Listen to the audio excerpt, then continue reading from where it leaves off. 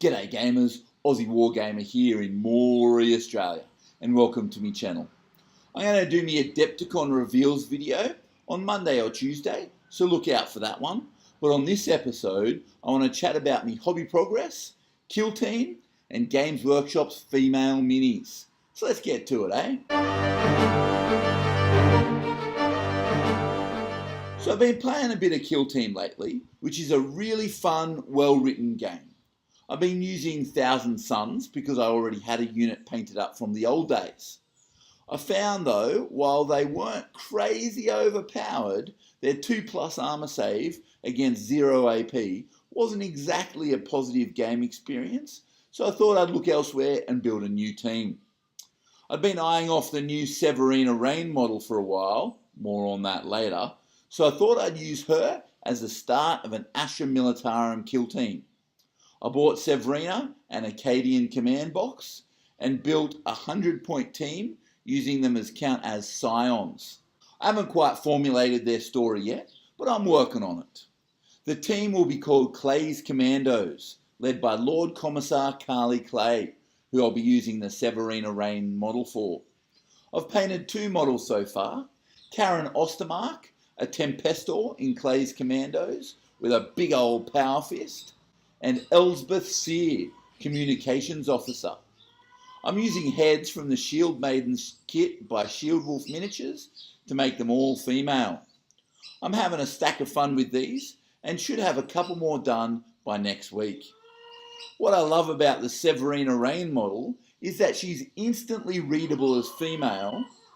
She's got very soft facial features, curves around the waist and hips, relatively small shoulders.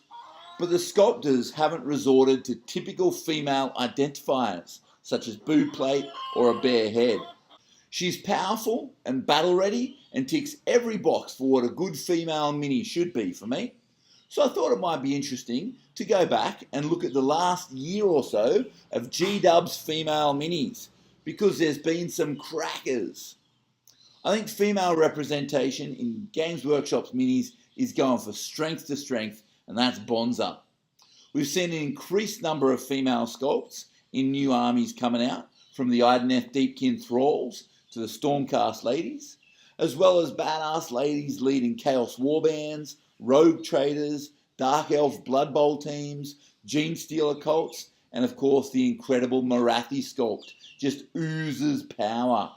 While I'm personally not a fan of boob armor, I think the new Evocators and Sequitors do it much better than the Liberators do.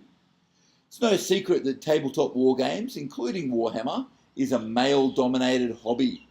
And while there are some amazing ladies of Warhammer out there, I think we should be doing all we can to encourage more women into the hobby. If that means more female miniatures, I say bring it on. I'd love a day where female representation was approaching parity with males, both on and off the table. Obviously, there are many factions that are genderless, Oryx and Grots, Seraphons, Skaven, Demons, and so on. But even just moving away from traditional male power fantasy would be aces. While I have little interest in collecting Slaanesh, I'm very interested to see how they approach the gender androgyny that is a trademark of that army. I'm also hoping that when they bring out the next Elven faction, I'm calling it the Sons of Tyrion, we see at least a third of the models female sculpts. I'd also love a Soulblight army with female Blood Knights. I've converted my own, but actual sculpts would be amazing. That army just lends itself so well to badass women. Well, that's all from me.